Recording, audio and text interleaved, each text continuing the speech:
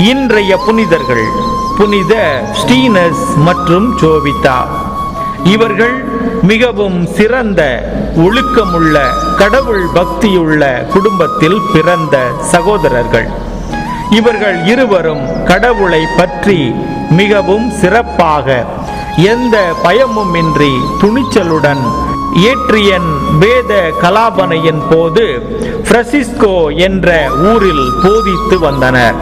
அவர்களின் துணிச்சலையும் அளவற்ற பக்தியையும் கண்டு ஆத்திரம் கொண்ட மற்ற மதத்தினர் அவர்களை கொன்றதால் இவர்கள் இருவரும் சிறந்த புகழ்மிக்க மரணத்தை விசுவாசத்திற்காக தழுவிக்கொண்டார்கள்.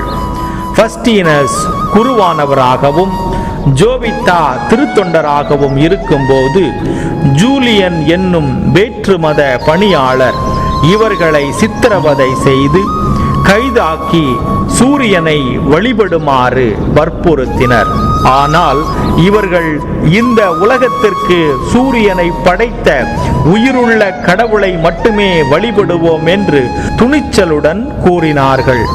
அவர்களை சிலையை வழிபட செய்தனர். அது மிகவும் பளபளப்புடனும் பொலிவுடனும் தங்கத்தினால் தகதகத்து கொண்டிருந்தது. அப்போது ஜோவிதா அதனை பார்த்து மிகவும் உரத்த குரலில், நாங்கள் வழிபடுவது உயிருள்ள உண்மையுள்ள கடவுள், நீங்களோ சிலை வழிபாடு செய்பவர்கள்.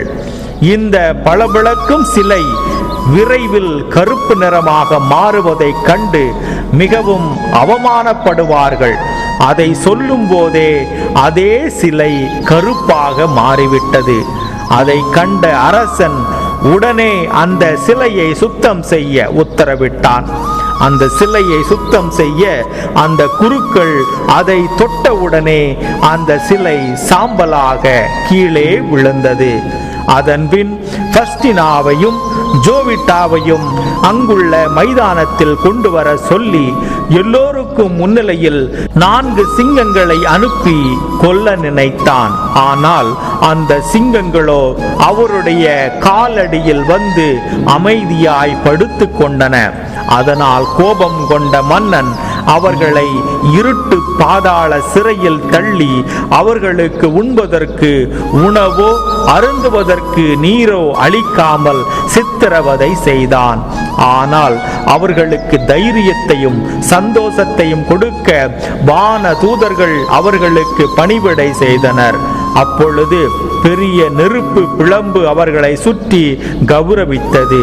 இதை கண்ட அதிகமான மக்கள் ஆச்சரியப்பட்டு மனம் மாறினார்கள்.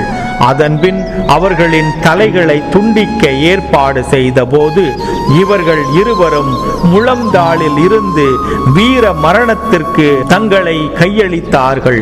அன்று முதல் பிரேசியா என்னும் அவர்களின் ஊரில் அவர்களை கௌரவித்து மரியாதை செய்து வருகின்றனர். பழங்கால கோயில்களிலும் இன்றும் அவர்களுடைய பெயர்கள் பொறிக்கப்பட்டிருக்கின்றது. இந்த அளவிற்கு இறைவனுக்கு சாட்சிகளாக வாழ்ந்திருக்கின்றார்கள். நாமும் இறைவனுடைய சாட்சிகளாக துன்பங்களை கண்டு துவண்டு விடாமல் இறைவனுடைய துணையை வேண்டி வீறு நடை போட வரம் வேண்டுவோம். இறை ஆசீர் உங்கள் உள்ளத்தையும் இல்லத்தையும் நிரப்புவதாக. ஆமேன்.